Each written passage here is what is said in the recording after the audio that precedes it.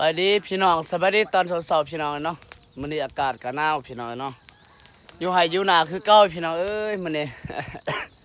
ได้นอนเที่ยงนอนหน้ามื้อนี้2-3มื้อแล้วพี่น้องเนาะ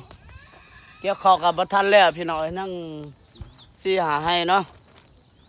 มีแต่ให้บักใหญ่เลยนี่พิงไฟน้ำกันพี่น้องเอ้ยพิงไฟนี่อากาศมันหนาวนี่บรรยากาศตอนเช้ามื้อนี้นี่พิงไฟพี่น้องเอ้ย อากาศมันหนาวนี่อีพอกับพี่อายเพิ่นกินกาแฟแต่เช้าเนาะจังซี่แหละพี่น้องเอ้ยอยู่บ้านนอกบ้านนานี่ก่อนสิได้ลงเก็บเกี่ยวข้าวนี่พิงไฟก่อนพี่น้องเอ้ยมันหนาวแฮงนี่อยากอันนี้ลงเกี่ยวแต่เช้าอยู่มันหนาวนี่บ่กล้าลงเกี่ยวข้าวนี่